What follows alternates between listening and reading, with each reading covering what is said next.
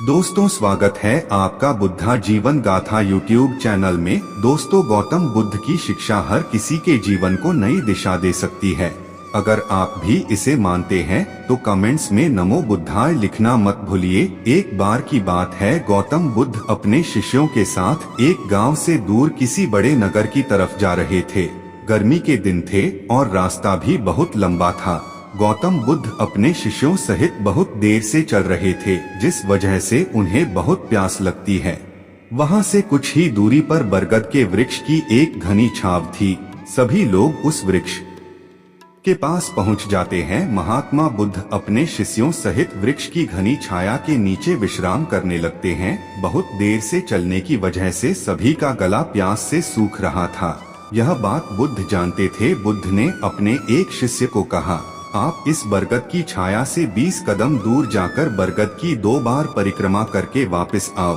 शिष्य वैसा ही करता है जैसा बुद्ध ने बताया।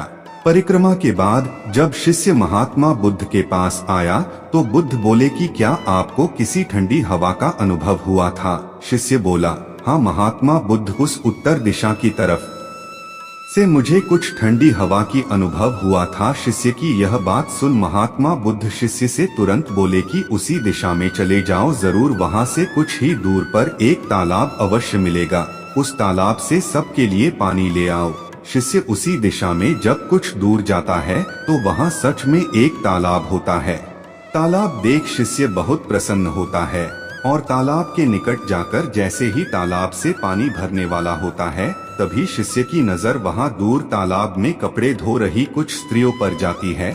यह देख शिष्य मन में सोचते हैं कि यह पानी तो गंदा हो गया है, लेकिन जब शिष्य ध्यान से तालाब के पानी को देखते हैं कि अभी भी तालाब का कुछ पानी साफ है, इतने में 2 बैलगाड़ी जोर से तालाब के किनारे से होते हुई निकल जाता है। बैलगाड़ी के पहिए तालाब की मिट्टी के ऊपर इतनी जोर से निकलते हैं कि तालाब के नीचे बैठी बहुत सारी मिट्टी तालाब के ऊपर आ जाती है, जिस वजह से तालाब का बचा हुआ पानी भी गंदा हो जाता है। यह देख शिष्य बिना पानी लिए क्रोध में महात्मा बुद्ध के पास वापस चला जाता है। शिष्य बड़े ही निराशा भाव से महात्मा बुद्ध को सब बात बताता है। शिष्य की बातें सुन सभी शिष्य बोलते हैं कि हमें तुरंत यहाँ से निकलना चाहिए, किसी दूसरी जगह पानी की खोज करनी चाहिए, वरना प्यास के मारे जान निकल जाएगी। इधर महात्मा बुद्ध सभी को शांत होने के लिए कहते हैं और बोलते हैं कि धीरज रखो, कुछ देर यही बैठो, उचित समय आने तक संयम बनाए रखो। सभी महात्मा बुद्ध की बात सुनकर शांत हो जाते हैं और वही बैठ जाते हैं। कुछ समय बीत जाने के बाद महात्मा बुद्ध फिर से अपने शिष्य को उसी तालाब से पानी लाने के लिए कहते हैं। शिष्य बिना कोई सवाल किए उसी तालाब से पानी लेने के लिए फिर से चला जाता है। तालाब की हालत देख शिष्य को यकीन नहीं होता। तालाब का पानी पूरी तरह से साफ होता है। यह देख शिष्य बहुत खुश होता है और पानी भरकर महात्मा बुद्ध के पास जाता है। सभी पानी पीकर अपनी प्यास बुझाते हैं, लेकिन अभी भी सबके मन में ये एक सवाल था कि आखिर यह चमत्कार हुआ कैसे? तालाब का सब पानी तो गंदा था। उन्हें लगा कि जरूर ये बुद्ध की शक्ति है। इनमें एक शिष्य ने यह सवाल महात्मा बुद्ध से पूछ ही लिया कि यह चमत्कार आपने कैसे किया? शिष्य का जवाब देते हुए महात्मा बुद्ध बोले कि यह कोई चमत्कार नहीं, यह आपके सब्र का फल है। यह फल है आपके सब्र बनाए रखते हुए उचित समय के इंतजार का। जितनी देर हम सब लोगों ने सब्र किया, उतनी देर तक तालाब के पानी के ऊपर तैर रहे सभी गंदे तत्व और मिट्टी तालाब के पानी के नीचे बैठ रहे थे। फिर कुछ देर बाद शिष्य जब वहां तालाब के पास पहुंचा, तब तक सब दूषित कण नीचे बैठ चुके थे, जिस वजह से तालाब का पानी पहले की तरह साफ हो चुका था तथा तालाब साफ दिखाई दे रहा था। यदि उस समय आप लोगों ने सब्र न किया होता, धैर्य न रखा होता, तो आप सब इतनी गर्मी में पानी की खोज में प्यासे रहकर शायद अब तक मृत्यु को प्राप्त हो गए होते। क्योंकि यहाँ से अगला कोई तालाब है या नहीं, और होगा भी तो क्या उसका पानी साफ होगा या नहीं, इन सब कारणों से आप कभी प्यास न बुझा पाते और प्यास से मर जाते। फिर इतना बोलने के बाद महात्मा बुद्ध शिष्यों को एक सीख देते हुए कहते हैं कि जैसी स्थिति हम लोगों के समक्ष आज आई है, वैसी ही स्थिति और मुश्किल दौर जिंदगी के हर मोड़ पर आएंगे।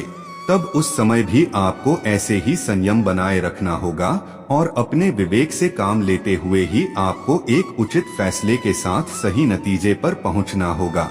हर मुश्किल दौर में सब्र रखते हुए ऐसे ही शांत मन से ही कोई फैसला लेना चाहिए जिसका आपके और दूसरों के लिए अच्छा हो, क्योंकि ऐसी स्थितियों में लोग अक्सर गुस्से में आकर अपना सब्र खो देते हैं और गुस्से तथा जल्दबाजी में गलत काम और फैसला कर बैठते हैं, जिसका बुरा परिणाम उनको भविष्य में देखने को मिलता है, जिसमें खुद का नुकसान अधिक होता है। कुछ परिस्थितियां जीवन में ऐसी होती है जहां हमें सब्र बनाए रखते हुए उचित समय का इंतजार करना होता है, लेकिन लोग अक्सर यहीं पर अपना सब्र खो देते हैं और उचित समय आने का इंतजार नहीं करते, जिस वजह से उनको आगे चलकर दुख और मुश्किलों का सामना करना पड़ता है।